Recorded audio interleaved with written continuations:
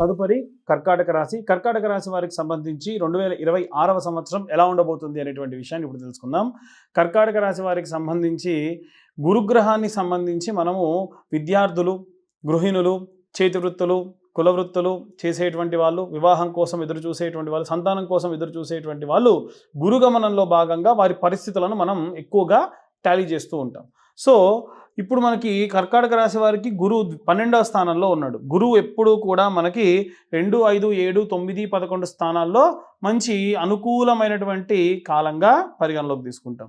So ప్రథమార్థం అంతా కూడా గురువు మనకి 12వ ఇంట ఉంటున్నాడు.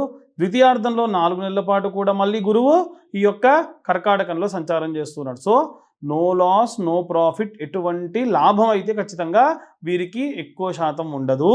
ఆల్రెడీ ఎగ్జిస్టింగ్ మీరు చేసేటువంటి ఉద్యోగాలు, పనులు అలాగే చేయండి, సజావుగా సాగుతుంది. అలా కాకుండా ఏమాత్రం మీరు ఉద్యోగం మారాలనుకున్నా, ఏదైనా ఇల్లు షిఫ్ట్ చేయాలనుకున్నా, వివాహం కోసం ఏవైనా సరే బాగా ప్రయత్నించినా కొన్ని రకాలైన ఇబ్బందులు పడుతూ ఉంటాయి. కాబట్టి అలాంటివి ఏవి ఇబ్బందులు పడకుండా ఉండాలి అంటే మీకు లాస్ట్లో క్లియర్గా ఏమేమి రెమెడీస్ చేసుకోవాలో చెబుతా. అయితే ముఖ్యంగా ఏంటంటే ద్వితీయార్థంలో మొదటి 3-4 నెలల తర్వాతకి ఎప్పుడైతే ఈ యొక్క గురు మీకు ద్వితీయంలో సంచారం చేస్తాడో, అంటే ఆల్మోస్ట్ ఇయర్ ఎండ్లో అనుకోండి, నవంబర్, డిసెంబర్ ప్రాంతానికి వచ్చేసరికి ఈ కేతుతో సహా ద్వితీయంలో సంచారం చేస్తాడు. అప్పుడు అద్భుతమైనటువంటి కాలం. అప్పటి వరకు కాస్త కర్కాటక రాశి వారికి కాస్త ఇబ్బందికరమైనటువంటి వాతావరణం ఉండొచ్చు, కాస్త జాగ్రత్తగా ఉండండి. అలాగే కర్కాటక రాశి వారికి సంబంధించి సూర్యగ్రహం అనేటువంటి గమనాన్ని మనం ఆధారంగా చేసుకొని చూసుకున్నట్టయితే సప్తమ స్థానం నందు సూర్యుడు, బుధుడు, శుక్రుడు, కుజగ్రహ సంచారాలు ఉన్నాయి. ఎప్పుడైనా సరే శుక్రుడు కానీ, సూర్యుడు కానీ, బుధుడు కానీ, కుజుడు కానీ సప్తమ స్థానంలో సంచారం చేస్తూ ఇన్ని గ్రహాలు ఉంటే ఇంట్లో ఉన్నటువంటి మీ భార్యతో ఏమైనా ఇబ్బందులు కలగవచ్చు. లేదా వివాహం చేసుకోవాలి అనుకునేటువంటి వాళ్ళు, ప్రేమించి వివాహం చేసుకోవాలనుకునేటువంటి వాళ్ళు ఏవైనా సరే మనస్పర్ధలు వచ్చేటువంటి ఎక్కువ అవకాశాలు ఉన్నాయి. అలాగే సప్తమ స్థానంలో ఉన్నటువంటి సూర్యుడు ఎప్పుడైతే దశమ స్థానానికి చేరుతాడో, దశమము, ఏకాదశ స్థానాలు మాత్రమే అనుకూలమైనటువంటి కాలం. కాబట్టి కర్కాటక రాశి వారికి సంబంధించి ఈ ప్రదేశానికి రావాలి. అక్కడికి రావాలంటే 4 నుంచి 5 నెలల సమయం పడుతుంది. కాబట్టి మే, ఏప్రిల్, జూన్, జూలై ఈ ప్రాంతం వరకు కూడా మీకు ఏవి కూడా అద్భుతంగా ఉండవు. ఆ తర్వాతకి 4 నెలలు మాత్రం చాలా అద్భుతంగా ఉంటాయి. ఎందుకంటే ఈ యొక్క సూర్యగ్రహం అనేటువంటిది 9, 10, 11వ స్థానంలోకి, 10వ స్థానంలోకి సంచారం చేసినప్పుడు అద్భుతంగా ఉంటుంది. అప్పటికి నెలన్నర పాటు మకరం నుండి ఈ యొక్క కుంభంలోకి, నెలన్నర తర్వాతకి మీనంలోకి, నెలన్నర తర్వాతకి ఈ యొక్క మేషంలో సంచారం చేస్తుంది. అంటే ఆల్మోస్ట్ 4.5 నెలల పాటు కూడా ఈ యొక్క సూర్యుడు, ఈ యొక్క శని, అలాగే శని సంచారం చేస్తున్నటువంటి దగ్గర ఉండడం వల్ల వీరికి ఏవైనా తల్లిదండ్రుల దగ్గర నుంచి వచ్చేటువంటి ఆస్తులు కానీ, ఉద్యోగాలు కానీ, కొత్తగా ఏమైనా తెచ్చుకోవాలంటే ఏవి కూడా రావు. కాబట్టి కాస్త జాగ్రత్తగా ఉంటే మంచిది. కర్కాటక రాశి వారికి సంబంధించి కుజుడు కూడా వీరికి సప్తమంలో సంచారం చేస్తూ ఉన్నాడు. కుజుడు సప్తమంలో ఎటువంటి లాభము ఇవ్వడు. వీరికి కేవలం కుజుడు లాభం చేసేది 3, 6, 11 స్థానాల్లో మాత్రమే. కుజుడే కాదండి, రాహుకేతువులు కూడా ఈ యొక్క 3, 6, 11 స్థానాల్లో మాత్రమే సంచారం అద్భుతంగా ఉంటుంది. శనిగ్రహం కూడా 3, 6, 11 స్థానాల్లో మాత్రమే అద్భుతంగా ఉంటుంది. అయితే ఇప్పుడు ఈ రాశి యొక్క కర్కాటక రాశి వారికి చూసుకుంటే 9వ స్థానంలో శని కూడా సంచారం చేస్తూ ఉన్నాడు. అయితే ఈ సప్తమ స్థానంలో శుక్రుడు సంచారం చేయడం వలన భార్యాభర్తల మధ్యలో ఏవైనా చిన్న చిన్న ఇబ్బందులు తారాస్థాయికి వెళ్ళే అవకాశం కనిపిస్తూ ఉంది. కాస్త జాగ్రత్తగా ఉండాలి.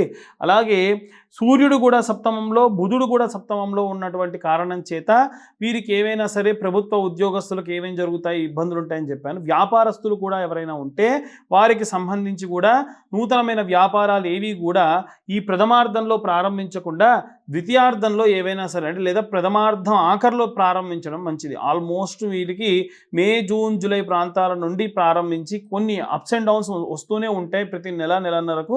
అవన్నీ దాటుకొని సక్సెస్ఫుల్గా ముందుకెళ్తారు. దాంట్లో ఎటువంటి సందేహం లేదు. భూ సంబంధిత లావాదేవీలు, భూమి అమ్మడం, కొనడం సంబంధించిన విషయానికి సంబంధించి వస్తే కనుక కుజుడేమీ కూడా అంత అనుకూలంగా ఈ యొక్క సప్తమ స్థానం నందు లేడు. కాబట్టి భూమి అమ్మాలన్నా కొనాలన్నా మొదటి 3 నెలలు ఏమీ కూడా అనుకూలంగా ఉండదు. తర్వాతి కాలంలో వీరికి అనుకూలమైనటువంటి కాలం అనేటువంటిది వస్తే మళ్ళీ వీరికి కూడా మార్చి, ఏప్రిల్, మే ప్రాంతంలో మాత్రమే. ఇక శని సంబంధితమైనటువంటిది వృద్ధాప్యంలో ఉన్నటువంటి వాళ్ళ ఆరోగ్యము మోకాల సంబంధిత నొప్పుల వల్ల ఇబ్బంది పడుతూ ఉంటారు. కాబట్టి ఓవరాల్గా చూసుకుంటే ఈ యొక్క కర్కాటక రాశి వారికి 50-50గా ఉంది. అంటే అంత అద్భుతంగా లేదు, అలా అని చెప్పి నెగిటివ్గా కూడా లేదు. ఓవరాల్గా ఈ యొక్క కర్కాటక రాశి వారికి సంబంధించి కాస్త మంచి ఫలితాలే గోచరిస్తూ ఉన్నాయి. వారు జాగ్రత్తగా ఉంటే సరిపోతుంది. ఇక ఇవన్నీ కూడా మనం గోచార రీత్యా చెబుతున్నటువంటి విషయంలో మాత్రమే. డీటెయిల్డ్గా ఎవరికైనా జాతకం కావాలంటే మీ పేరు, మీ date of birth, time, place కింద ఉన్న నెంబర్కి వాట్సాప్ చేయండి. డీటెయిల్డ్గా జాతకం గురించి మీతో డిస్కస్ చేయడం జరుగుతుంది. 2511 రూపాయలు ఛార్జ్ చేయడం జరుగుతుంది. ఇక అందరూ కూడా ఏ రెమెడీస్ తీసుకోవాలి, ఏ మంత్రం చదవాలనేటువంటి విషయాన్ని ఇప్పుడు మనం తెలుసుకుందాం. ఇప్పటి వరకు ఈ రాశిలో వారికి ప్రథమార్థం, ద్వితీయార్థంలో ఎలా ఉంటుంది అనేటువంటి విషయాన్ని తెలుసుకున్నాం. మనము ఈ 2026 సంవత్సరంలో విద్యార్థి దశలో ఉన్నటువంటి వాళ్ళు చేయాల్సినటువంటి రెమెడీ గురించి చెప్తాను. ఒకటి, మేధా దక్షిణామూర్తి స్తోత్రం నిత్యం ఉదయం రాత్రి సమయంలో లేదా ఉదయం సాయంత్ర సమయంలో విన్న మాత్రం చేత, నిత్యము కూడా విన్న మాత్రం చేత మనకు విపరీతమైనటువంటి కాన్సంట్రేషన్ పవర్ పెరుగుతుంది. అలాగే విద్యార్థి దశలో ఉన్నటువంటి పిల్లల గురించి ఎస్పెషల్గా చెప్తున్నానండి. ఒక ఆవు నెయ్యి దీపం మీ ఇంట్లో ఉన్నటువంటి ఒక కార్నర్కి ఇలా ఉన్నటువంటి కార్నర్కి పెట్టేసి లైట్స్ అన్నీ ఆఫ్ చేసి ఆ దీపాన్ని అలాగే చూడండి. దీనివలన కాన్సంట్రేషన్ పెరుగుతుంది, ఐ సైట్ కూడా తగ్గుతుంది. అంటే బోర్డు మీద చూసేటువంటివన్నీ కూడా కాస్త మసకగా కనిపిస్తున్నటువంటి ఆ యొక్క లెన్స్ క్లీన్ చేసినట్టుగా అవుతుందన్నమాట. అలాగే మీరు చదువుకునే క్రమంలో మంచి వాసన వచ్చేటువంటి అగరబత్తీలు, మీకు ఎటువంటి డిస్టర్బెన్స్ లేకుండా వచ్చేటువంటి అగరబత్తీలు వెలిగించుకొని ఓం వాగ్దేవ్యై నమః, ఓం వీణావాణియే నమః అని ఒక 11 మార్లు శ్రద్ధగా శుభ్రంగా స్నానం చేసి మంచి లైట్ కలర్ వస్త్రాలు వేసుకొని ఈ 11 సార్లు ఓం వాగ్దేవ్యై నమః, వీణావాణ్యే నమః అని చెప్పి తర్వాతకి మీరు ప్రారంభించండి. మీకే తెలవని ఒక డివినిటీ వస్తుంది. అంటే చదివేటువంటి చదువు పైన మంచి భక్తి కలుగుతుంది. దీనివలన శ్రద్ధగా చదువు మనకు ఎక్కుతుంది. దానివల్ల ఎగ్జామ్స్ బాగా రాస్తాము. నెలలో ఒక్కసారన్నా సరే మీ పేరెంట్స్ని అడిగో ఏదో ఒకటి చేసి ఉలవలతో చేసినటువంటి చారుని తినండి. ఎందుకంటే కేతుగ్రహానికి సంబంధించిన ధాన్యం ఏదైతే ఉందో అది ఉలవలు. కాబట్టి మనం ఇప్పటివరకు ప్రస్తావన చేయలే కేతుగ్రహం గురించి. ఎందుకంటే కేతు జ్ఞానపీడోపశాంతయే, కేతు అరిష్టేతు సుసంప్రాప్తే, కేతు పూజాంచ కారయేత్, కేతు ధ్యానం ప్రవక్ష్యామి జ్ఞానపీడోపశాంతయే. మతిమరుపు ఎక్కువగా కలిగిస్తాడు. కాబట్టి మతిమరుపు రాకుండా అంటే నెలలో ఒక్కసారైనా ఇంటిల్లిపాది ఏం చేయాలి, ఉలవ చారు తినాలి. మన తెలుగునాట ఉన్నటువంటి సాంప్రదాయం ఉలవచారు. అది చాలామంది గుగ్గిళ్ళు గుర్రాలకు పెడతారు, మనకు కదంటారు. తప్పండి. రోజూ తింటే వేడి, నెలలో ఒక్కసారి తింటే చాలా మంచిది, మతిమరుపు రాకుండా ఉంటుంది.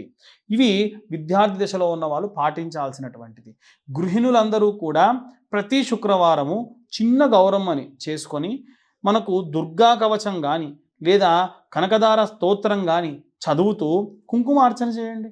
వారం రోజులు అదే కుంకుమ బొట్టుగా పెట్టుకోండి. లేదు మీకు వ్యాపార సంబంధితమైనటువంటి వాళ్ళు ఇంట్లో ఉన్నారనుకోండి, కుబేర కుంకుమ అని ఉంటుంది. ఆ కుబేర కుంకుమను కనుక మీరు కుంకుమార్చన చేసి రోజు ఆ కుంకుమ పెట్టుకోవడం వలన విశేషమైన వ్యాపారాభివృద్ధి కలుగుతుంది. అలాగే నిత్యము 2 పూటల దీపారాధన చేయండి. చాలామంది ఇళ్లలో పని ఒత్తిడి వలన దీపారాధన చేయటం లేదు. ఆఫీస్ నుంచి లేటుకు వస్తే సరే అప్పుడైనా సరే చేయండి. ఇంకా చెప్పాలనంటే మీ వారు ఉంటే మీ వారి చేత్తో చేయించండి.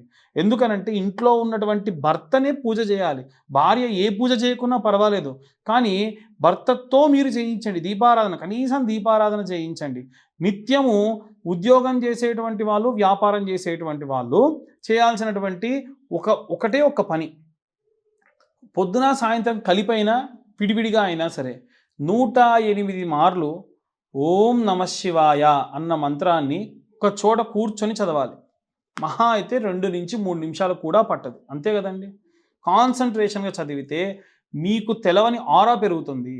అలాగే సాయంత్ర సమయంలో ఇంకా వీలైతే ఓం నమో భగవతే వాసుదేవాయ, లేదు ఓం నమో నారాయణాయ, ఇలాంటి మంత్రం విశేషంగా ఆరా పెరగాలి అనంటే ఏదో ఒక చాంటింగ్ చేయాలి. మనం ఎప్పుడు మన లోపల మాట్లాడుకోవాలి. ఆ సమయంలో వేరేవి ఏవి ఆలోచించకూడదు. ఇలాంటివి చేయడం వలన కాన్సన్ట్రేషన్ పెరుగుతుంది. ఎదుటిగా ఉన్నటువంటి వ్యక్తి చెడు చేస్తున్నాడా మంచి చేస్తున్నాడా ఈజీగా తెలుస్తుంది. కాబట్టి ఇలాంటివన్నీ కూడా మనం చేయాలి. అలాగే ఎవరైతే ఉద్యోగస్తులు ఉంటారో ఈ సంవత్సరంలో ప్రథమార్థము ద్వితీయార్థము మీకు బాలేనటువంటి సమయాన్ని చెప్పాను కదా, ఆ సమయంలో గానగాపూర్ వెళ్ళండి, దత్తాత్రేయ స్వామి యొక్క పాదుకలు దర్శించుకోండి, సంగంలో స్నానం చేయండి, ఆ పక్కనే ఉన్న చెట్టు మీడి చెట్టుకి ప్రదక్షిణాలు చేయండి. అద్భుతమైనటువంటి మంచి ఉపశమనం అనేటువంటిది కలుగుతుంది. విపరీతమైనటువంటి స్ట్రెస్ మీ పైన లేకుండా ప్రశాంతమైన వాతావరణాన్ని మీరు పొందుతారు. ఓం నమో దత్తాత్రేయ స్వామినే నమః అని 11 మార్లు రోజు పూజ చేసేటప్పుడు అనుకున్న మాత్రం చేత, అనుష్ఠానం అంటే ఏమీ లేదండి, పెద్ద పెద్ద మంత్రాలు ఏం అవసరం లేదు. మనం చాలా సులువుగా చదువుకునేటువంటి మంత్రాల్ని నిత్యము 11 సార్లు ఒకటి, 108 సార్లు ఒకటి చదువుకుంటే చాలు. సంవత్సర కాలంలో ఆడవాళ్ళు, ఇంట్లో ఉండే ఆడవాళ్ళు శ్రీమాత్రే నమః అన్న మంత్రం అట ఒక 10,000 సార్లు పూర్తి చేసిన మాత్రం చేత ఇంటికి ప్రమాదం రాకుండా అమ్మవారు కాపాడుతుంది. చూడండి మరి. కాబట్టి ఇలాంటి పనులు చేయండి, ఇలాంటి మంత్రాలు చదవండి, ఇలాంటి చాంటింగ్స్ చేయండి. దానివల్ల ప్రత్యేకమైనటువంటి శక్తిని పుంజుకుంటారు. అలాగే ఎవరైతే వ్యాపారం చేస్తూ ఉన్నారో బుధవారం పౌర్ణమి వచ్చిన నాడు ఎక్కడైనా వెంకటేశ్వర స్వామి ఆలయంలో భోగం చేయించండి. భోగం అంటే వేరే అనుకోకండి, భోగము అనంటే చింతపండుతో చేసేటువంటి పులిహోరని భోగము అంటారు. అలా చింతపండుతో తయారు చేసిన పులిహోరని స్వామివారికి ఎక్కువ మొత్తంలో నివేదన చేయించి మీ చేత్తో పంచండి. ఇలా చేయడం వలన వ్యాపారస్తులందరికీ కూడా అద్భుతంగా ఉంటారు. వ్యాపారానికి అధిపతి బుధుడు, బుధుడు నపుంసకత్వానికి కారకుడు.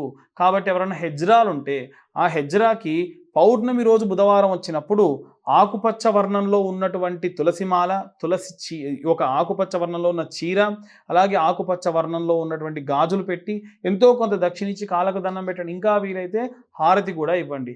అదేంటండి అనంటే, అవును ఖచ్చితంగా ఈ యొక్క నపుంసకత్వులు ఎవరైతే ఉంటారో, హెజ్రాలు ఉంటారో, వారికి ఇలా చేయడం వలన విశేషంగా వాళ్ళ యొక్క జాతకంలో ఉన్నటువంటి బుధగ్రహ సంభావిత దోషములు పోతే వాళ్ళకేమీ కాదు. ఎందుకంటే వాళ్ళకు ఉన్నటువంటి శాపమే ఉన్నటువంటి దోషం, అంతకు మించిన దోషం ఇంకేది ఉండదు.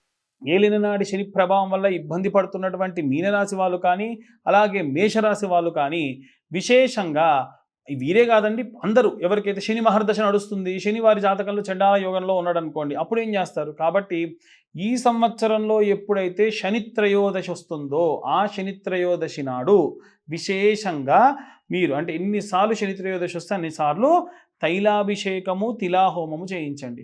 నేనేం చేస్తున్నానంటే సంవత్సరంలో ఎన్నిసార్లు శని త్రయోదశి వస్తే అన్నిసార్లు మీ పేరు మీద తైలాభిషేకము తిలాహోమము చేయిస్తా. ఆసక్తి గలవారు ఎవరైనా సరే ఒక్కసారి డబ్బులు కడితే చాలు, సంవత్సరంలో ఎన్నిసార్లు వస్తే అన్నిసార్లు స్వయంగా నేనే దగ్గరుండి చేయిస్తా. మీరు కూడా వచ్చి ఆ యొక్క హోమంలో పూజలో పార్టిసిపేట్ కూడా చేయొచ్చు.